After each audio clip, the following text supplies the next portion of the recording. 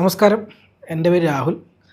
ഈ വീഡിയോ എന്ന് ചെയ്യുന്നത് എൻ്റെ എമ്പുരാൻ എന്ന പുതിയ മലയാള സിനിമയുടെ എക്സ്പീരിയൻസ് പറയാൻ വേണ്ടിയാണ്. ഇത് എമ്പുരാൻ എന്ന് വെച്ചാൽ ഓൾറെഡി എല്ലാവർക്കും അറിയാവുന്ന പോലെ മലയാളത്തിൻ്റെ ആദ്യത്തെ ഒഫീഷ്യൽ ഐമാക്സ് റിലീസാണ്. അപ്പോൾ അതുപോലെ തന്നെ ഇത് എല്ലാ തിയേറ്ററിലും റിലീസായിട്ടുണ്ട്, പക്ഷേ ഐമാക്സിൽ റിലീസായെന്നുള്ളത് ഒരു വലിയ ന്യൂസ് തന്നെയാണ്. അപ്പോൾ ഞാൻ ഇന്ന് എന്ത് ചെയ്തെന്ന് വെച്ച് കഴിഞ്ഞാൽ, ഞാൻ ആദ്യം ഇത് 4K ലേസർ അറ്റ്മോസിൽ കണ്ടു. അത് കഴിഞ്ഞ് അപ്പോൾ തന്നെ പോയി ഐമാക്സിലും 4K ലേസർ ഐമാക്സിലും പോയി കണ്ടു. അപ്പോൾ എൻ്റെ എക്സ്പീരിയൻസിലുണ്ടായ ഡിഫറൻസിനെ കുറിച്ചും എന്താണ് എനിക്ക് ഫീൽ ചെയ്തതിനെ കുറിച്ചും മാത്രമാണ് ഈ വീഡിയോ. ഇത് സിനിമയുടെ റിവ്യൂ ഒന്നുമല്ല, ജസ്റ്റ് എൻ്റെ എക്സ്പീരിയൻസ് റിവ്യൂ മാത്രമാണ്.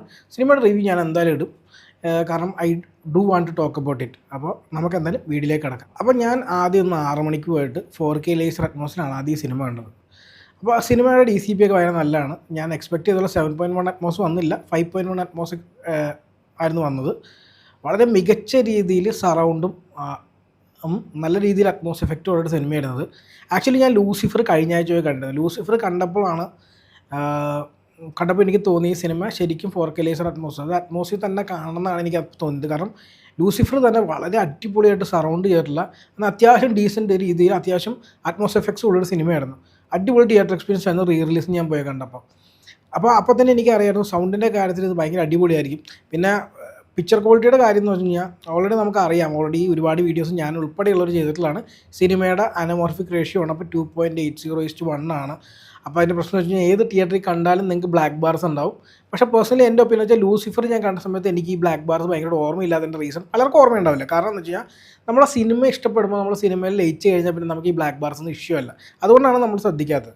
ഇപ്രാവശ്യം എന്ന് വെച്ച് കഴിഞ്ഞാൽ ഇതുപോലത്തെ തിയേറ്റർ മാത്രമല്ല, ഇപ്പം നമുക്ക് കൊച്ചിയിൽ ഫോർ എക്സാമ്പിൾ നമുക്ക് PXL കൊച്ചി ഉണ്ട്, അത് 1.85:1 ആണ്. അതുപോലെ എപ്പിക് സ്ക്രീൻ ഉണ്ട് കാലിക്കട്ട്, 1.89:1 ആണ്.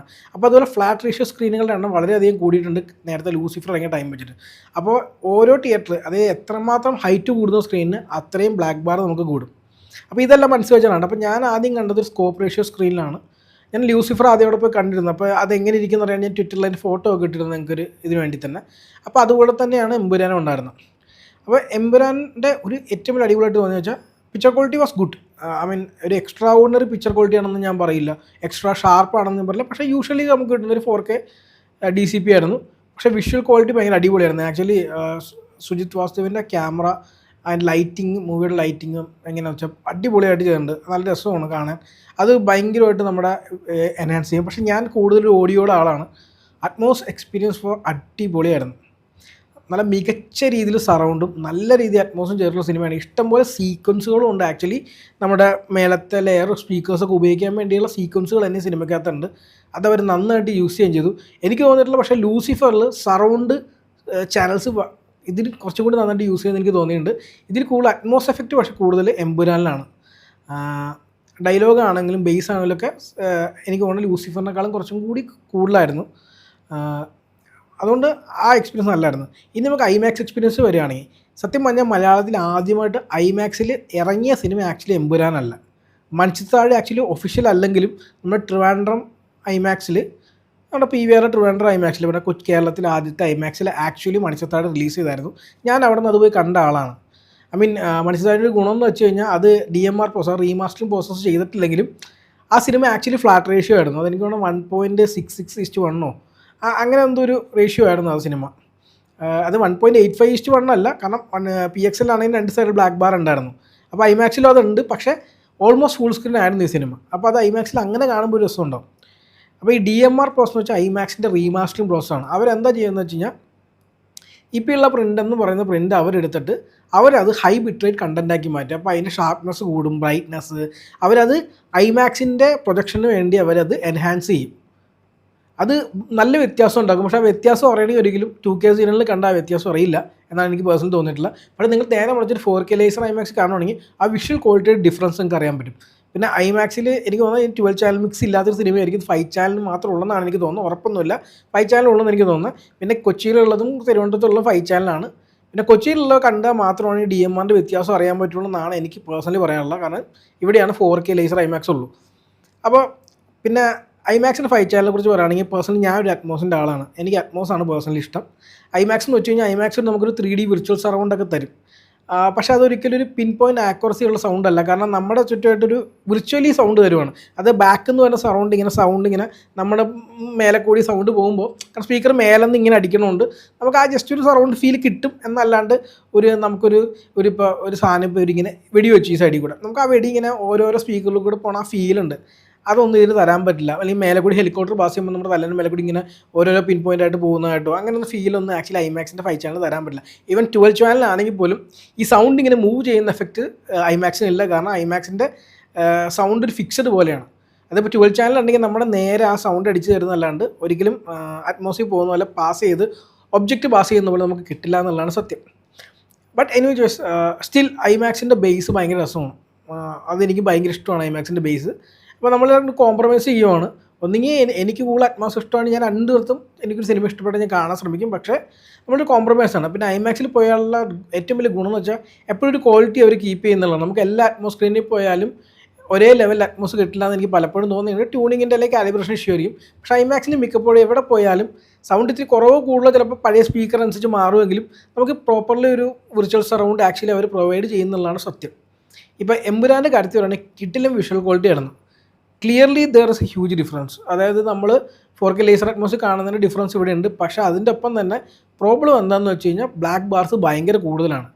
ഇപ്പോൾ എൻ്റെ പേഴ്സണൽ അഭിപ്രായത്തിൽ നിങ്ങളിപ്പോൾ 4K ലേസർ ഐമാക്സ് അതേ കൊച്ചിയിൽ വന്ന് കാണുവാണെങ്കിൽ G-RAW തന്നെ എടുക്കാൻ ശ്രമിക്കാമെന്ന് എനിക്ക് പറയുള്ളൂ. അല്ലെങ്കിൽ H-RAWയും വലിയ കുഴപ്പമുണ്ടാവില്ല. GH-ൻ്റെ പുറകിലേക്ക് ഒരിക്കലും പോകരുത്. ഒരുപാട് ഫ്രണ്ടിലോട്ടും പോകരുത്. ഫ്രണ്ടിലോട്ട് പോയി കഴിഞ്ഞാൽ നമ്മൾ സ്ക്രീനിലേക്ക് ഇങ്ങനെ തല പൊക്കി കാണേണ്ടി വരും.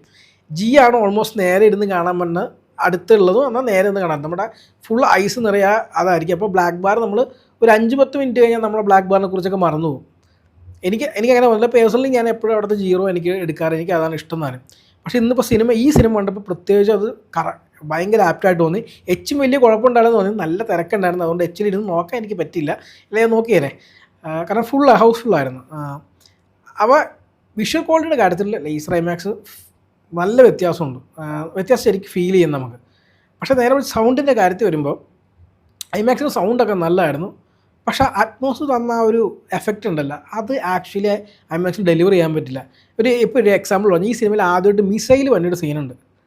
അത് ആക്ച്വലി നമ്മുടെ സിനിമ കാണുമ്പോൾ നമ്മുടെ റൈറ്റ് സൈഡിൽ നിന്നാണ് സൗണ്ട് വരുന്നത്. നമ്മൾ അറ്റ്മോസ്ഫിയർ കാണുമ്പോൾ നിങ്ങൾക്ക് അത് റൈറ്റിൽ കൂടെ മേലെ നിന്ന് ഇങ്ങനെ വന്നത് സെൻറ്ററിലേക്ക് വരുന്ന ആ ഫീൽ ഉണ്ടല്ലോ, അത് ക്ലിയർലി നമുക്ക് കിട്ടും. കാരണം മിസൈൽ നമ്മൾ കാണുന്നില്ല, അതുപോലെ സൗണ്ട് മാത്രമേ വരുന്നുള്ളൂ.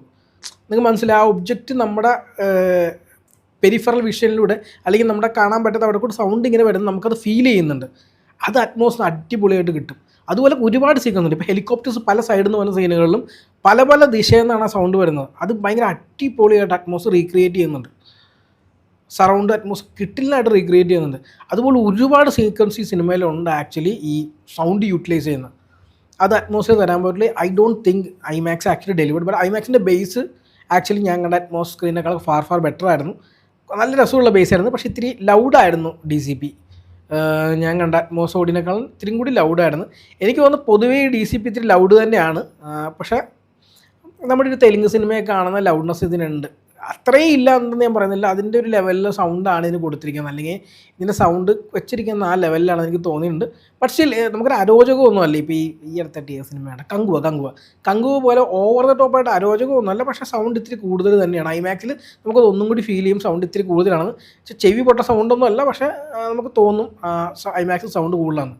അപ്പോൾ എക്സ്പീരിയൻസ് വൈസ് പറയുകയാണെങ്കിൽ വിഷ്വൽ ക്വാളിറ്റി ഐമാക്സിലാണ് കൂടുതൽ. ഐമാക്സിൽ സൗണ്ട് ഭയങ്കര നല്ലതൊക്കെ തന്നെയാണ്. ബട്ട് പേഴ്സണലി ഞാൻ പ്രിഫർ ചെയ്തത് അറ്റ്മോസ്ഫിയർ സൗണ്ടാണ്. നല്ല രീതിയിൽ സറൗണ്ട് ചാനൽസും നമ്മുടെ മേലത്തെ ലെയർ ചാനലും ഒക്കെ നല്ലോണം ഈ ഒരു യൂസ് ചെയ്തുകൊണ്ട് ഒബ്ജക്റ്റ് ബേസ്ഡ് സൗണ്ട് നല്ലോണം ഈ സിനിമയിൽ യൂട്ടിലൈസ് ചെയ്തിട്ടുണ്ട്. ബട്ട് ഐമാക്സിൽ വിഷ്വൽ ക്വാളിറ്റി ഭയങ്കര അടിപൊളിയായിരുന്നു, പറയാതിരിക്കാൻ പറ്റില്ല. കാരണം ഞാൻ ആദ്യത്തെ തവണ കണ്ട് ഇപ്പോൾ രണ്ടാമത് കാണുമ്പോൾ ആ വിഷ്വൽ ഇത് കാണാൻ വേണ്ടി മാത്രം ഐമാക്സിൽ കാണാൻ രസമുണ്ടായിരുന്നു. പക്ഷേ നിങ്ങൾ ഒരു കാര്യം ഓർക്കുക, നിങ്ങൾ കാണുന്ന സ്കോപ്പ് സ്ക്രീനേക്കാളും വളരെ കൂടുതൽ ബ്ലാക്ക് ബാർ ഐമാക്സിൽ ഉണ്ടാവും. അത് നിങ്ങൾ മനസ്സിൽ വെച്ചുകൊണ്ട് വേണം ഐമാക്സിൽ പോയി കാണാൻ. പിന്നെ ഐമാക്സിൽ ഇപ്പം നല്ല കാശുണ്ട്. ഞാൻ ആക്ച്വലി കണ്ടത് തന്നെ 580 രൂപ സംതിങ്ങിനാണ് ടിക്കറ്റ് എടുത്തത്. ഞാൻ അറ്റ്മോസ്ഫിയർ കണ്ടത് 240 രൂപയ്ക്ക് കണ്ടാണ് ഞാൻ ടിക്കറ്റ് എടുത്തുണ്ട്. ഭയങ്കര ഡിഫറൻസ് ഉണ്ട്.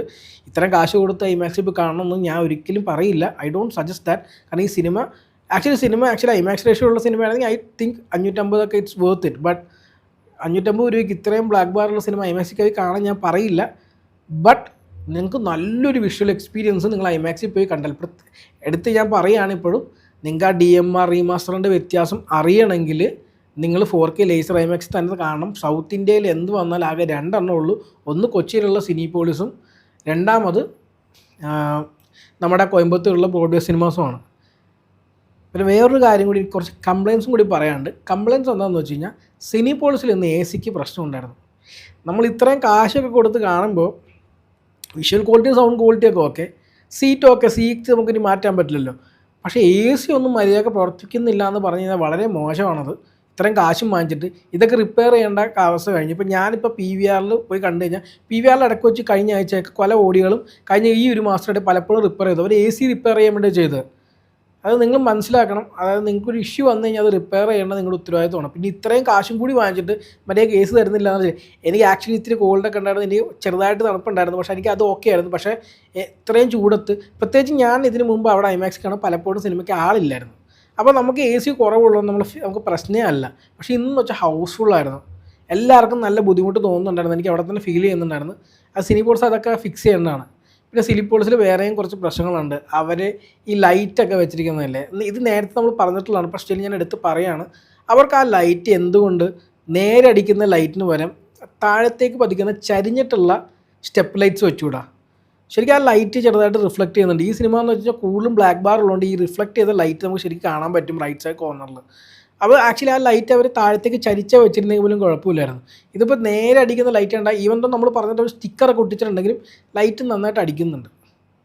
പിന്നെ ചെറുതായിട്ട് ലെഫ്റ്റ് സൈഡ് കോർണറിൽ നമുക്ക് ബ്ലൂ ലൈറ്റ്, അതായത് സ്റ്റെപ്പ് ലൈറ്റ് ഉണ്ടല്ലോ, സ്റ്റെപ്പ് ലൈറ്റ്, ആ ബ്ലൂ ലൈറ്റാണ് അവർ യൂസ് ചെയ്യുന്നത്. അതും ചെറുതായിട്ട് റിഫ്ലക്റ്റ് ചെയ്യുന്നുണ്ട് അതിനകത്ത്. ഈ സിനിമയ്ക്കകത്ത് ഞാൻ ഇതൊക്കെ ഭയങ്കരമായിട്ട് നോട്ടീസ് ചെയ്തു. എന്തുകൊണ്ടാണെന്ന് അറിയില്ല, ഇതിന് മുമ്പ് കണ്ട സിനിമയിൽ ഞാൻ ഇത്രയധികം നോട്ടീസ് ചെയ്തിട്ടില്ല, പക്ഷേ ഈ സിനിമയ്ക്കകത്ത് ഞാൻ വല്ലാതെ നോട്ടീസ് ചെയ്തിട്ടുണ്ട്. അത് ഓൾറെഡി ഇല്ല എന്നല്ല, നേരത്തെ ചെറുതായിട്ടുണ്ട്, പക്ഷേ ഇന്ന് ഞാൻ കുറച്ചും കൂടി കൂടുതലായി നോട്ടീസ് ചെയ്തു.